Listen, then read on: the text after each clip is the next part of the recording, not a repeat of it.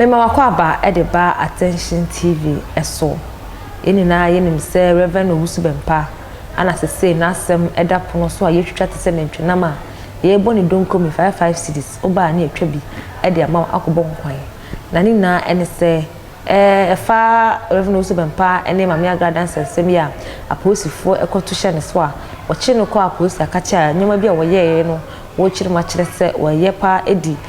sitting president eya papa ene ne vice president Mahamudu Bawumia na we ni na echi no ye hu se Obotuo eba bonten ebe ye reaction e de fa ho wɔkyi ma kyerɛ sɛ kamya kwaye sɛ Reverend Owusu Bempa kwaye sɛ ye kasa tro edifo na tro asofofo pa dia na Reverend Owusu Bempa eye baako na we ana Maame ngege aba bonten ede nsɛm bi abatoto bonten a wɔkyiri ma kyerɛ sɛ ono Obotuo no kura na ne ho nsɛm no kura no ye tro no book mu a enko yenko tiemba sa papa yi samanfrani sofue a wobotuo bo abafuo tuo wobotuo bo wono ankasa ne evangelist o se ne pastor se so na apostle gift ne kuta no ni nyame fra na wafre wobotuo abosa adoma chede ni tuo ama atonsuo eja atom eti sa bre atone ne ani bre ani semhunu akeka on say ebre bi wotna bonten minima de kura Reverend Owusu Bempa ya sa papa but yen trona ka se onipa fiefo ene ne tamfunti e ho no aya metiase sasofun samanfre sofue abubotuo sofue awa mo otena kumasi chinchime hiafo nsa e de akwankyere hunu masa wasoro woni ababio sofun kuto Obotuo do obobo na doa mfa na doa mrane ye mo na doa ye munye sei Joshua Koko ye abre wokumasi o it when we come out say ya baba ontenia ka chose ya boawura wo a ye betimi aka wa sole da mu nsem spirit na kuta ye mu bi no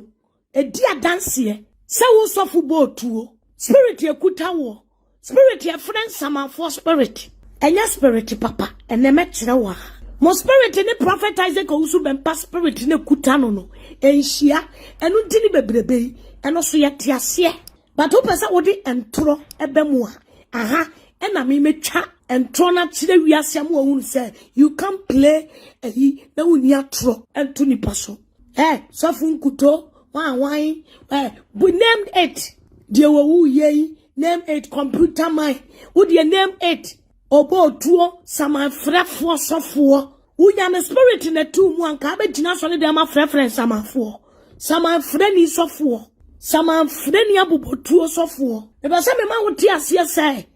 agrada asamo ne wo mo ye adwuma baako enti no wonder se mu pia bonten na mu be defend agrada ebe against Reverend Owusu Bempa agrada making statement clear am ye hu say mo sankrofo bi ati say ye a wo samanfre sofo wo ka ho no o se wo ne ye adwuma baako ene mebo agrada no masem ni bi a kire mo ha ansa na mapon akan sama kase a twen sama kase afrefren samanfreni sofo piebra na be ka kaslo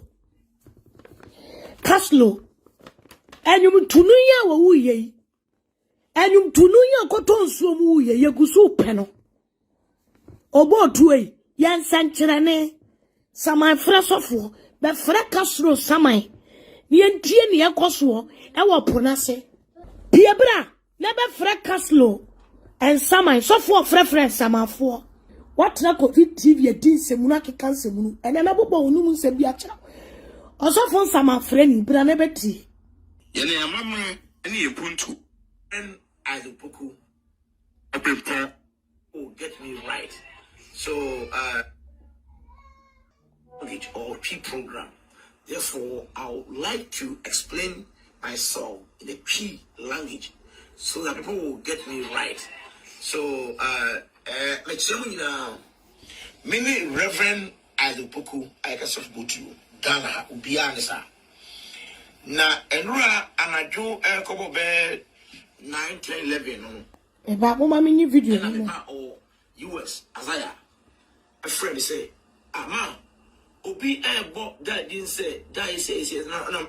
wife gas oh." Tie, o ma me mo ayima. aha say wo bo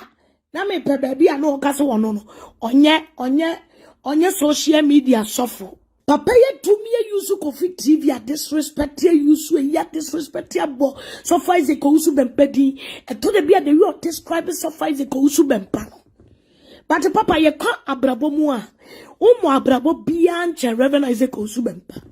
so for usu bempa on ton anointing oil on sisa ko confluence amafo enko tutu enkofo efunu wo sunsumu ne wo mo abusuafo nkasai wuti wei wo ready palm osofo a wo ready nipa palm konfo ne malam adwuma na we wuti wei wuti mmeka se reverend Isaac ko usu bempasi so na nsama afre sofo Obotuo na we na mo we otan ne eye too much me bobo wanu mu nsem bi akire ekwan apese ase wo pese utu ni pani egu enfutu ye de wo video beto media ne so a ye be kwa chirichira kwetwetwe ma aba abetire ya adwam wo se you want to pray innocent papa ni ba bontin be bo ni din be kan se etu nsu afiri so no obebo wudi papa yi mo wudi da wuti mi bo papa yi di to me dia trot ne so send na 2 TV di mo break akora papa no na opese o kire se as one na de wo on na bi ayi na 2 TV eno e di sa program e bae mami ka se mi kire eno ene ma ebrebi professor omo be kire mu e di evidence because na wo to dia tro atumfutro aguni pani ache obia nim se reverend Isaac ko wusu bempa obia nim se reverend Isaac ko wusu bempa oya politics it because of do that no oko Metro TV oko TV3 oko na 2 TV chirami most of Ghana TV station reverend Isaac was ko wusu bempa. When it come to politics, yam fanen kwatena. Yam freno. Ghana radio station, most of them no, papa ya kwa kwatena ho. Ekasa. Ye fre papa ewo fonso ema ne kasa. Most of the social media platform no, papa ne baso ebe kasa. Enti se Metro TV kasofu biya semoa. E kire se papa no na de obi akotra o se won kana asem o yesa na wa adwene wo from because of say papa na free e bia Enshira FM and I say Peace FM and I say Kingdom FM and I say whatever and is obi kotra o council fu bia asem e kire se wa bopa o kasa no wa adwene wo from ebusia Maame Ng3g3 ane ekote ne e de e baaye na ha anamde mu ebisi University Foundation una sama sana mdi jumedi esomo me da se da ne da o hwa attention TV maka